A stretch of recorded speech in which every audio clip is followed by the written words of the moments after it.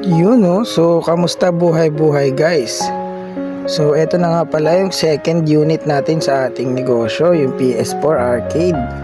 Yan guys, solid, nakabalot pa ng plastic, isi-ship na ni seller via Lalamove. So eto na nga pala yung pangalawa at huli munang arcade na bibilin ko ngayong taon.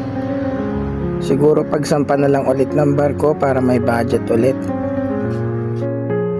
Yan guys, so after 2.5 hours ng biyahe from QC to Binangonan, touchdown na sa bahay itong bago nating PS4 Arcade.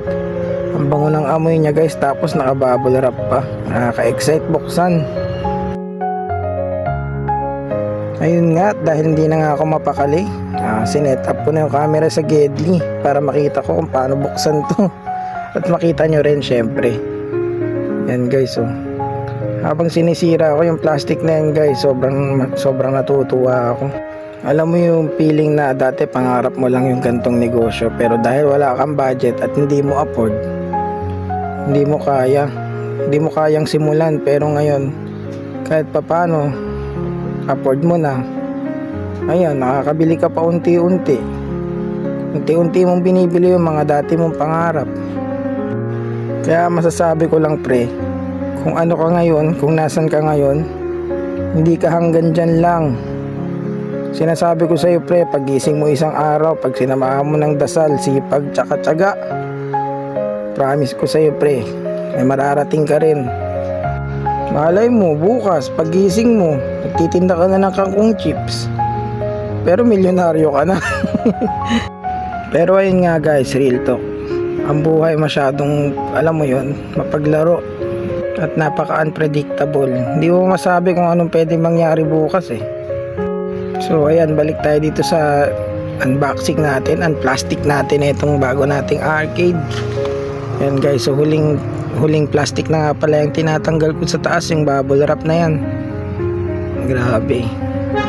Excited na ako, kung tutuusin, alas 11 na ng gabi yan guys. Yan yung kaha nya guys, oh. Angas, diba? GTA 5. Grabe oh. Sa mga nagtatanong ng price, comment nyo lang sa baba para ma-breakdown natin kung magkano yung inabot na itong bago nating PS4 Arcade na to sa mga gusto mag-start din ng gantong negosyo. Yan guys, may mga freebies pa. Yan, bali may freebies siya na isang DS4 na controller. Tapos etong, hindi ko alam kung anong tawag dito, nag-aayos ng barya. Tapos ayun nga, yung isang padlock. Ayan yung loob niya guys, oh. Yan, napakalinis guys.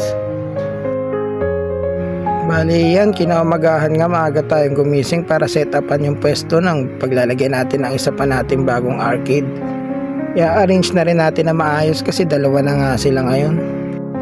Kaya kung may naisip kayong gawin at gustong simulan pre, simulan nyo na paunti-unti. Promise walang mangyayari dyan kung palagi nyo lang iisipin, kung palagi nyo lang planuhin. Kailangan may gawin din kayo. Tignan mo, ang dami kong word of wisdom, pero ito, alas 7 na ng umaga habang nagbo-voice over, nakahiga pa rin ako sa higaan.